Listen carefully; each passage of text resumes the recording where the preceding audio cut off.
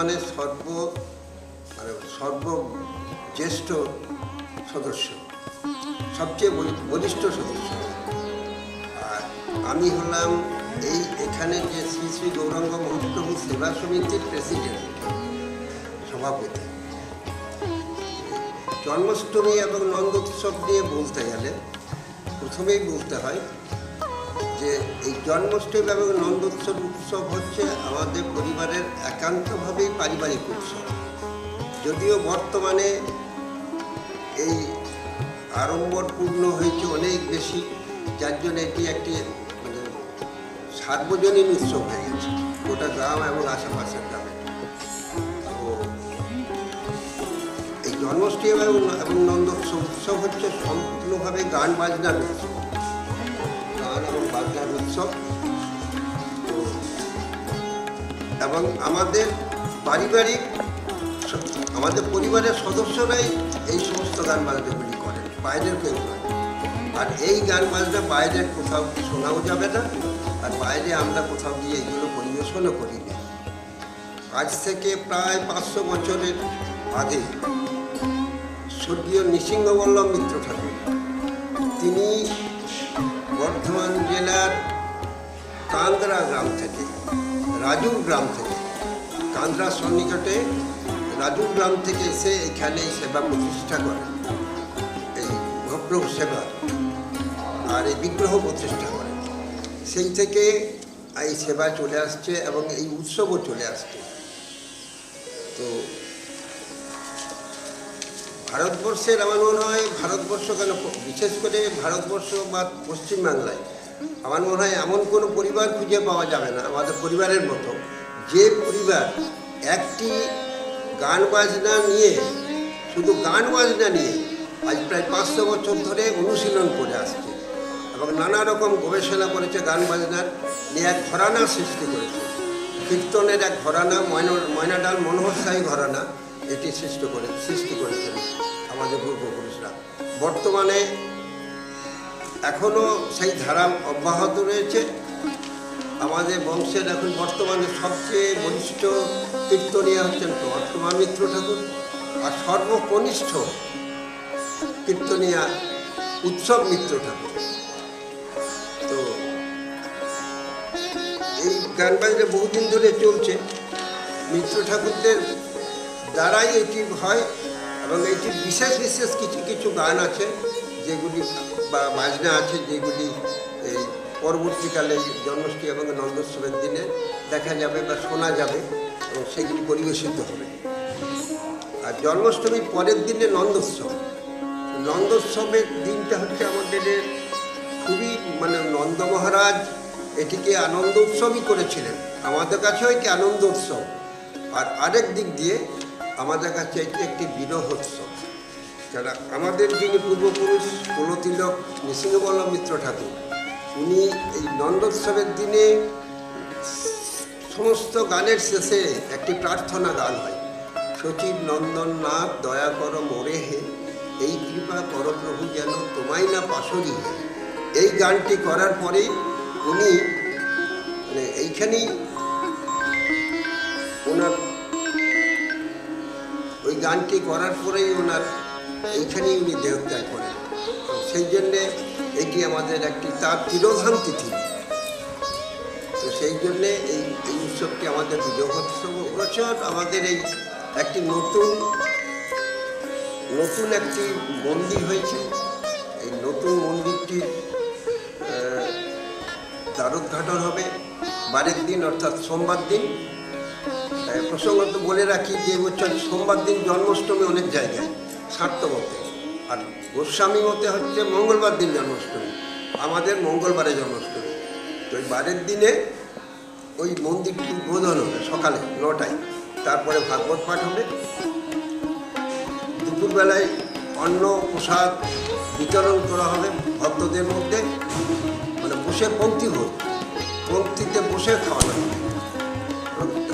বিকালবেলায় অন্য কোনো অনুষ্ঠান নেই, রাত্রেবেলায় বিচিত্রানুষ্ঠান হবে। আর তারপর দিন জন্মাষ্টমী সকাল থেকে এখানে মহিলারা সব ওই মুড়ি মানে মূর্তি এই সমস্ত তৈরি করেন ঠাকুরের ভোগের জন্যে। আমাদের মানে ফ্যামিলির আমাদের পরিবারের মহিলারাই তৈরি করেন, সেগুলি তৈরি হবে। তারপর বাইরে এবং ভেতরে দু জায়গাতেই রান্না হবে, কারণ হাজার হাজার লোক সেদিন প্রসাদ পাবে, বেশ কয়েক হাজার লোক প্রসাদ পাবে। তো দুপুরে আবার অন্ন প্রসাদ, অন্ন ভোগ দেওয়া হবে। আর সকালের দিকে গান হবে, কীর্তন পরিবেশন করবে উৎসব মিত্র ঠাকুর, আমাদের মানে বংশের সর্বকনিষ্ঠ কীর্তনিয়া, ও পরিবেশন করবে। বিকালের দিকে কীর্তন হবে, মুর্শিদাবাদ থেকে আসবেন তুলসীচরণ দাস, উনি কীর্তন গান পরিবেশন করবেন বিকালে। আর রাত্রের দিকে আমাদের পরিবারের সদস্যরাই, খালি মিত্র ঠাকুর পরিবারের সদস্যদের দ্বারাই জন্মাষ্টমীর গান পরিবেশিত হবে। তারপরে আরতি হয় রাত্রেবেলায়, সেদিনের মতো উৎসব শেষ। উৎসবের দিন সকালবেলায় কীর্তন হবে বললাম, আর কীর্তন গান পরিবেশন করবেন একজন বিখ্যাত কীর্তনিয়া সুনীল কুমার মণ্ডল, উনি চৌহাট্টা থেকে আসবেন, উনি কীর্তন গান পরিবেশন করবেন। দুপুরবেলায় যথারীতি যেমন প্রতিদিন ভোগ বিতরণ হয়, অন্নভোগ সেইভাবে বিতরণ, হাজার হাজার কয়েক হাজার লোক সেদিন প্রসাদ পাবে, বেশ কয়েক হাজার লোক। আর বিকালবেলায় এমনি কোনো অনুষ্ঠান নেই নন্দোৎসবের দিনে। আর রাত্রেবেলায় নন্দোৎসবের গান হবে, আরতি প্রথমে, আরতির পরে গ্রাম পরিক্রমা, গ্রামটা পরিক্রমার পরে সব মানে হরিনাম সংকীর্তন নিয়ে গান পরিক্রমা। তারপরে এখানে এই যে জায়গাটা আছে, এখানে কাদা করে তার উপরে গান।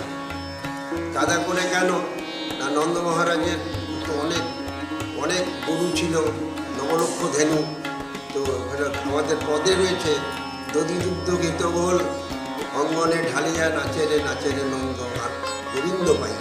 তা আমাদের তো আর অত দধি দুগ্ধ নেই, তো জল ঢেলে কাদা করে আমরা তার উপরে গান করি। এই হবে নন্দোৎসবে, প্রায় রাত্রি 2টো অবধি গান হবে। তারপরে অনুষ্ঠানের সমাপ্তি।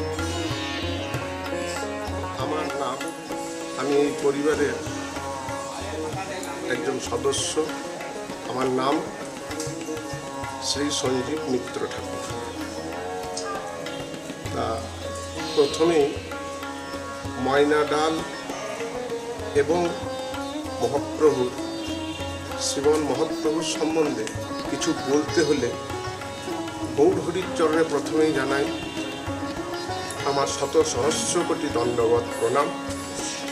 তারপর বলি ময়নাডাল ও মিত্র ঠাকুর, ময়নাডালের মাহাত্ম্য বলতে গেলে প্রথমেই বলি, ময়নাডাল হেন গ্রামে ত্রিভুবনে নাই, জহি ভক্ত সনে লীলা করলেন আমার চৈতন্য গোসাই। তা প্রভুর সন্ন্যাস গ্রহণের পর যখন রাত দেশ ভ্রমণ করলেন, 3 দিন বৃন্দাবন যাব এই ভাবছেন মনে মনে। এই সময় যে ময়নাডাল এসেছিলেন মহাপ্রভু, তার প্রমাণ পাওয়া যায় চৈতন্য ভাগবত। একটা পয়ার আছে, প্রভু কহে বক্রেশ্বর আছে কোন বনে, সেথায় যাইব মুই থাকিব নির্জনে। অর্থাৎ বক্রেশ্বর যাব, কোথায় বক্রেশ্বর আছে। কিন্তু এই যে আমাদের বৈষ্ণবগণেরা সিদ্ধান্ত করেছেন, তাতে বক্রেশ্বর উনি যেতে পারেন, ঠিক কথা। তবে বক্রেশ্বর থেকে অনেকটা দূরে প্রভু এগিয়ে গিয়েছিলেন। তারপর তিনি সেখান থেকে ফিরলেন, একটা স্থানে ফিরলেন। এই একটা পয়ার আবার ভাগবতে রয়েছে যে বক্রেশ্বর হইতে 4 ক্রোশ দূরে ফিরিলেন গৌর সুন্দর সঙ্গে সহচর। তা বক্রেশ্বর হতে 4 ক্রোশ দূরে উনি এগিয়ে গিয়েছিলেন, সেখান থেকে ফিরলেন। তা ফিরলেন, তাহলে মনে একটা প্রশ্ন জাগবে যে ফিরলেন তাহলে এসেছিলেন কতটা? ফিরলেন যখন, তাহলে এসেছিলেন কোথাও। তো এসেছিলেন কোথায়? সেই এসেছিলেন যে জায়গাটা, সেই জায়গাটাই হচ্ছে শ্রীধাম ময়নাডাল। বৈষ্ণবগণেরা এটাই সিদ্ধান্ত করেছে যে এটাই শ্রীধাম ময়নাডাল। আর ফিরে গেলেন কোথায় না, সিউড়ির কাছাকাছি বিশ্রামতলা, এখন যেখানে প্রভু বিশ্রাম নিয়েছিলেন ক্লান্ত অবসন্ন যাই হন রাতদেশ ভ্রমণকালে, হ্যাঁ, এবং ওনার তো বিদ্যুৎ গতি ছিল, উনি যখন ভ্রমণ করছিলেন বিদ্যুৎ গতিকেও হার মানিয়েছিলেন। তা তিনি ফিরলেন বিশ্রামতলায়, সেটা হচ্ছে পানুরিয়া বিশ্রামতলা, এখন সিউড়ির কাছাকাছি সেই জায়গাটা। আর ওই যে প্রথমেই বললাম যে ময়নাডাল হেনগ্রাম ত্রিভুবনে নাই, জহি ভক্ত সনে লীলা করলেন আমার চৈতন্য গোসাই। এই ভক্তটি হচ্ছেন আমাদের ময়নাডালের মহাপ্রভুর প্রতিষ্ঠাতা, আমাদের আদিপুরুষ মহাত্মা শ্রী শ্রী নৃসিংহবল্লভ মিত্র ঠাকুর। ইনি এই মহাপ্রভুর সেবা পূজা প্রতিষ্ঠা করেন আজ হতে আনুমানিক 450 বৎসর পূর্বে, মানে 450 বৎসর পূর্বে অধিককাল ধরা হবে, মানে আগে তার বেশিই হবে, কম হবে। আর মহাপ্রভু এবার একটু সংক্ষেপে বলি, অনেক বড় কথা তো নৃসিংহবল্লভ মিত্র ঠাকুর হলেন আমাদের আদি নিবাস কিন্তু ময়নাডাল নয়, আমাদের আদি নিবাস হচ্ছে বর্ধমান জেলার কেতুগ্রাম থানার রাজুর গ্রাম। সেই রাজুর গ্রামের কালীচরণ মিত্র এবং দুর্গাচরণ মিত্র দুই সহোদর ভাই।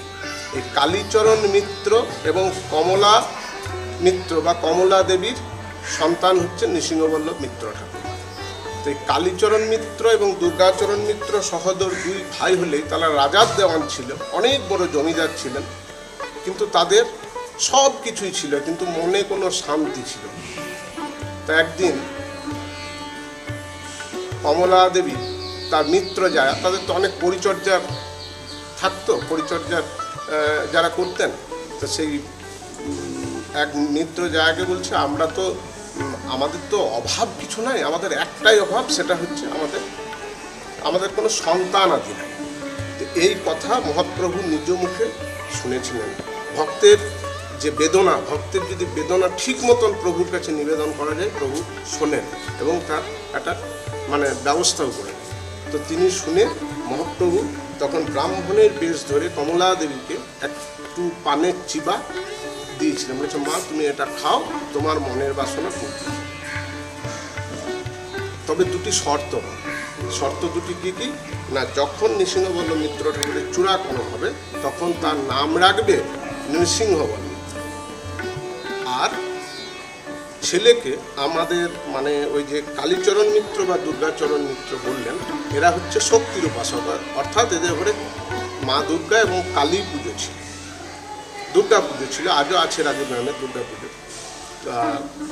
সেই শক্তিমন্ত্রের উপাসকের কাছে দীক্ষিত না করিয়ে এই রাজুর গ্রাম হতে সামনে মঙ্গল ঠাকুর, কান্দার মঙ্গল ঠাকুরের কাছে নৃসিংহবল্লভকে দীক্ষা দেওয়া হবে। তা যথাসময়ে মায়ের একটি সন্তান প্রসব হলো, রাজবাড়িতে আনন্দের সীমা নাই, হ্যাঁ, এবং যেই দেখে সেই বলে এই সন্তান তো মহাপুরুষ হবে একদিন, সত্যিই তাই। তা সন্তান আস্তে আস্তে বড় হয়, কিন্তু মুখে বাক্য স্ফুরণ হয়, কি বলে না, গৌর গৌর বলে কাঁদতেন, সারা গ্রাম ঘুরে বেড়াতেন দুহাত তুলে, আর গৌর গৌর বলে কেঁদে বেড়াতেন, গৌর গৌর বলেই বাক্য স্ফুরণ হচ্ছে নৃসিংহবল্লভ। পিতামাতা দেখলো, মা একটা শর্ত মনে আছে, চূড়াকরণের সময় নাম রেখেছিল নৃসিংহবল্লভ, কিন্তু যখন দেখলো যে ছেলের এরকম মানে একে এক কথায় বলা যায় ধরুন সংসারে মন নাই, তো একে যদি দীক্ষা দেওয়া হয় সংসারে মন, তো মা বাবা যথারীতি সেই তাদের যে কুলগুরু ছিল তাকে এনেছেন, দীক্ষার ব্যবস্থা হয়েছে। নৃসিংহবল্লভ বললেন, মা তোমার শর্তের কথা মনে নাই, ইনি তোমার গুরুদেব নন। ছুটতে ছুটতে পাগলের মতো গেলেন এবং সেই দিন কোনো কার্যবশত মঙ্গল ঠাকুর গিয়েছিলেন রাজুর গ্রামে। মঙ্গল ঠাকুরের দিব্য জ্যোতি দর্শন করে মঙ্গল ঠাকুরের পায়ে সাষ্টাঙ্গ করে বলেছিলেন, আপনি আমার গুরুদেব। মঙ্গল ঠাকুরকে ধরে নিয়ে এলেন, বললেন যে তা তোমাদের তো গুরুদেব আছে। তখন কালীচরণ মিত্র গুরুদেবকে, জমিদার তো অনেক অর্থ দিয়ে গুরুদেবের অনুমতি নিয়ে বললেন, না তা যখন হয়েছে আমার এতে আপত্তি নেই, এই বলে গুরুদেবকে বিদায় দিয়ে মঙ্গল ঠাকুরের কাছে দীক্ষা নিলেন। আর যেই মঙ্গল ঠাকুরের কাছে দীক্ষা নিলেন, তৎক্ষণাৎ কিছুদিনের মধ্যেই নৃসিংহবল্লভ মহাপ্রভু স্বপ্ন দিলেন যে আমি সন্ন্যাস গ্রহণের পর রাত দেশ ভ্রমণকালে ময়নাবন বলে একটি জায়গায় আমি গিয়েছিলাম, তমাল বৃক্ষের নিচে আমি বিশ্রাম নিয়েছিলাম, বসেছিলাম কিছুক্ষণ। তুমি সেইখানে গিয়ে আমার বিগ্রহ প্রতিষ্ঠা করে সেবা পূজা আরম্ভ করো। ওই স্থানই হচ্ছে তোমার সেবা পূজার উত্তম স্থান। তো এই তমাল বৃক্ষ হচ্ছে সেই তমাল বৃক্ষ যা মহাপ্রভুর পাদস্পর্শে চরণ রেণুতে ধন্য। তমাল বৃক্ষকে যদি দেখেন, আমার তো মনে হয় যেমন পুরীধামে সিদ্ধ গোকুল আছে, তদ্রূপ এই তমাল বৃক্ষ আমাদের হচ্ছে সিদ্ধ তমাল বৃক্ষ। এর গোড়াটা গোটাই খালি হয়ে গেছে, শুধু যে ছাল হয়, ছালের উপর দাঁড়িয়েছে। তার একটাই কারণ, সত্যি এই নাম সিদ্ধ গাছ। কারণ যেদিন থেকে এত গৌর দর্শন করে, এত গৌর দর্শনের সৌভাগ্য কারোর হয়নি। যখনই মন্দির খুলছে তখনই তমাল বৃক্ষ গৌরকে দর্শন করছে। তাই এই তমাল বৃক্ষের তলায় বিগ্রহ এই মহাপ্রভু অবস্থান করেছিলেন। তো নৃসিংহবল্লভ অলৌকিক স্বপ্ন দেখে ছুটতে ছুটতে এলেন ময়নাডালে। এসে তমাল বৃক্ষের তলায় এসে একটু ক্লান্ত অবসন্ন হয়ে বিশ্রাম নিচ্ছেন। এমন সময় আবার স্বপ্ন দেখলেন যে তুমি যাও, এই জয়দেব কেন্দুলির নিকট সুগর গ্রাম আছে, ওখানে স্বরূপ সূত্রধর বলে একজন ভাস্কর আছে, তাকে তুমি নিয়ে এসো, সে আমার বিগ্রহ নির্মাণ। নৃসিংহবল্লভ অলৌকিক স্বপ্ন দর্শন করে আবার ছুটতে ছুটতে গেলেন জয়দেব কেন্দুলির কাছে সুগর গ্রামে। যেই সেই স্বরূপ সূত্রধরের বাড়িতে গিয়েছেন, গিয়ে দেখছেন যে স্বরূপ সূত্রধর অস্মৃতিপর বৃদ্ধ, তার বয়সের ভারে তার চোখ অন্ধ হয়ে গেছে, চলৎ শক্তি নাই, কর্মক্ষমতা নাই, কিচ্ছু নাই। বলে, বাবা তুমি তো এসেছো, কিন্তু আমি তোমার বিগ্রহ নির্মাণ করবো কিভাবে? আমি তো অন্ধ, আমি চোখে দেখতে পাই না, আমার কোনো কর্মক্ষমতা নাই। নৃসিংহবল্লভ মিত্র তখনও ঠাকুর হন নাই, কাঁদতে কাঁদতে ফিরে আসছেন যে প্রভু এই অলৌকিক স্বপ্ন দেখলাম। তা কিছুক্ষণ পর সেই স্বরূপ সূত্রধর ছুটতে ছুটতে আসছেন। ঠাকুরমশাই দাঁড়ান, ঠাকুরমশাই দাঁড়ান, না বলুন না, আমি প্রভুর কৃপায় অন্ধ চোখ ফিরে পেয়েছি এবং কর্ম ফিরে পেয়েছি। হ্যাঁ, তাই তো শাস্ত্রে উল্লেখ আছে, মুখং করতি বাচালং পঙ্গুম লঙ্ঘয়তে গিরিম যৎকৃপাতমহং বন্দে পরমানন্দ মাধব। যে গোবিন্দের যদি কিঞ্চিত কৃপা হয়, গৌরের যদি কিঞ্চিত কৃপা হয়, অন্ধ নয়ন ফিরে পায়, হ্যাঁ, বোবা বাক শক্তি ফিরে পায়, পঙ্গু গিরি লঙ্ঘন করতে পারে। তো সেই দিন এই ঘটনা, এটা একটা ইতিহাস সাক্ষী যে মহাপ্রভুর কৃপায় স্বরূপ মিস্ত্রি কর্মক্ষমতা খোঁড়া ছিল, তো সে তো হয়ে গেছে, আর তো চলৎ শক্তি, তার মানে খোঁড়া হয়ে গেছে, সে মানে পঙ্গু লঙ্ঘয়তে গিরি, সে চলৎ শক্তি পেয়েছে, কর্মক্ষমতা পেয়েছে এবং নয়ন ফিরে পেয়েছে। যাই হোক, তারপর আসার পর নৃসিংহবল্লভ মিত্র ঠাকুর একটি নিম্ন বৃক্ষ দেখিয়েছিলেন। সেই বৃক্ষ ধ্যান যোগে নৃসিংহবল্লভ মিত্র ঠাকুর বলে দিয়েছিলেন স্বরূপ মিস্ত্রি সেই বিগ্রহ নির্মাণ করলেন। যে বিগ্রহ আজও আপনারা দর্শন করছেন, সেই স্বরূপ মিস্ত্রির হাতের তৈরি বিগ্রহ। ধন্য স্বরূপ মিস্ত্রি এমন বিগ্রহ নির্মাণ করেছ যা একবার দর্শনে আসা মেটে না, মনে হয় বারবার দর্শন করে। আর কিছু রাজুর গ্রামের কালীচরণ মিত্র, তার পুত্র নৃসিংহবল্লভ মিত্র। তো উনি যখন মহাপ্রভুর বিগ্রহ নির্মাণ করলেন, সেবা প্রতিষ্ঠা করলেন এবং এমন সেবা পূজা করতেন যে ওনার সেবাতে এবং পূজাতে এবং তার নিষ্ঠা ভক্তি দর্শন করে বৃন্দাবনের বৈষ্ণবগণ বা বিভিন্ন জায়গা থেকে আগত বৈষ্ণবগণ ওনাকে ঠাকুর উপাধিতে ভূষিত করলেন। ঠাকুর তখন থেকে নৃসিংহবল্লভ মিত্র ঠাকুর হলেন। নৃসিংহবল্লভ মিত্র হলেন নৃসিংহবল্লভ মিত্র ঠাকুর। তার আগে মিত্র উপাধি ছিল, ওনার ঠাকুরালি দেখে ওনাকে ঠাকুর উপাধিতে ভূষিত করা এবং সেটা বিভিন্ন জায়গা থেকে আগত বৈষ্ণবগণ তাকে ঠাকুর বলেই সম্বোধন করতেন।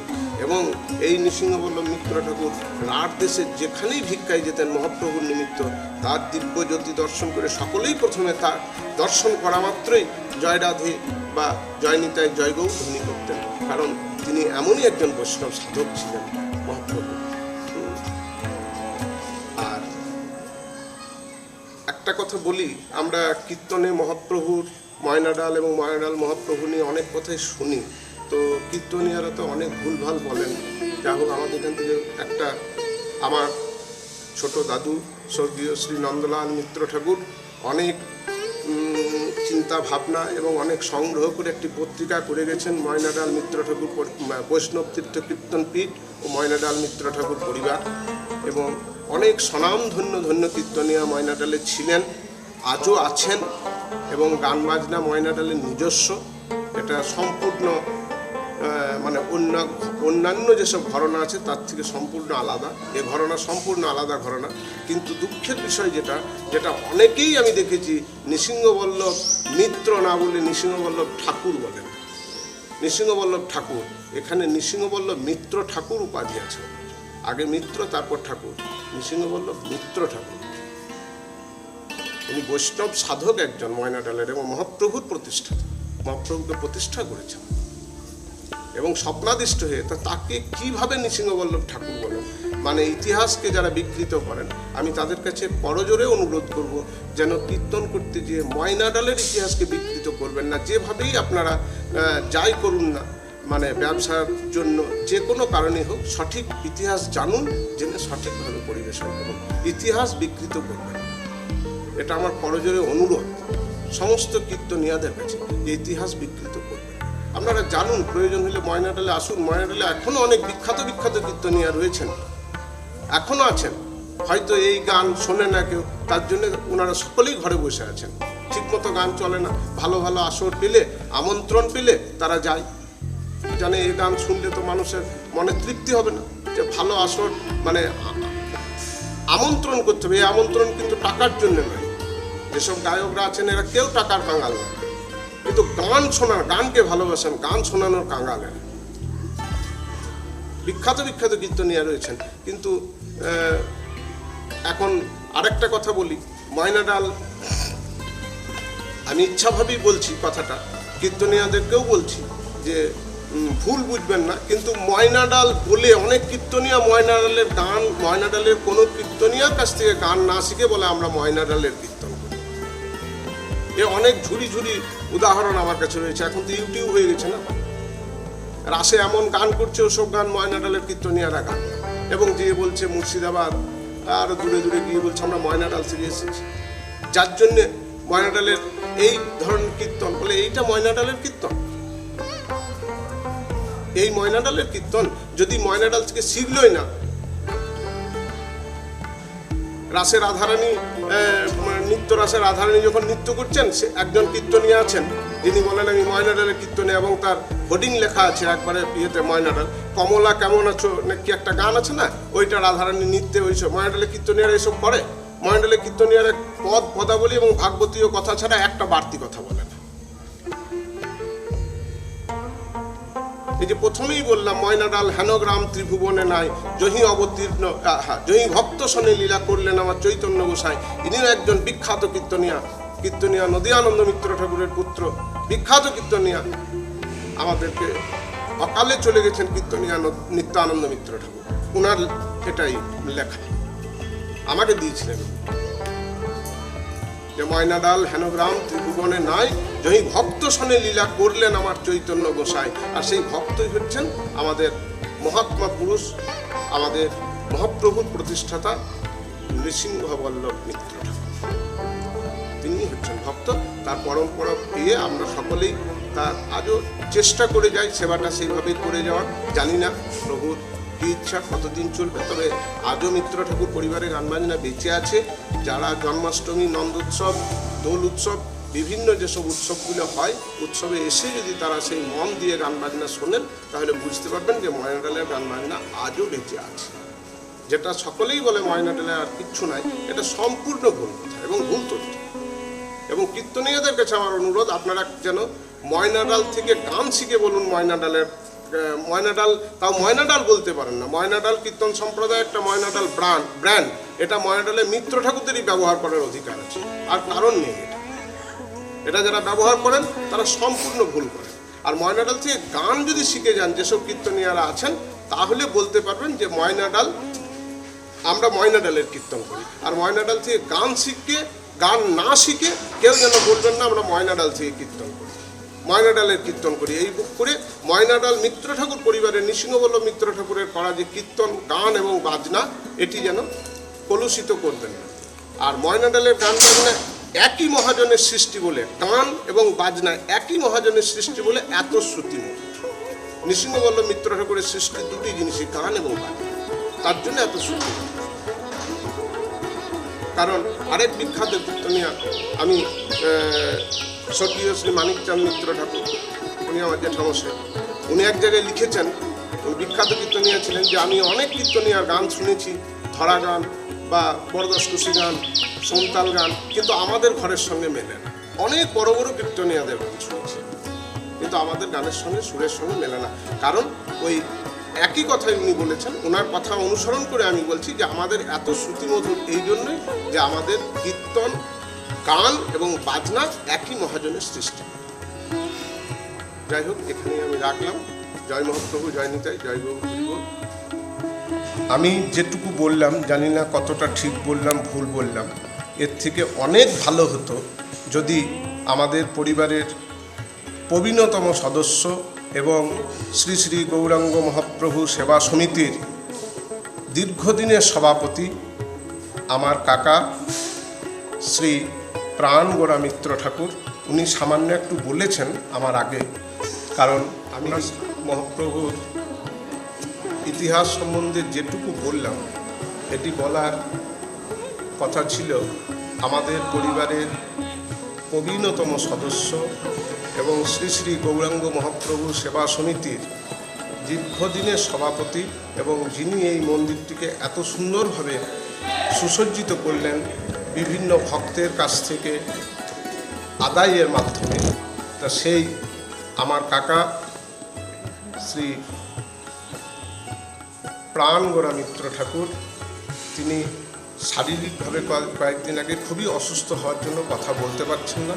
কথা বলতে গেলেই তার একটা কষ্ট অনুভব করছেন।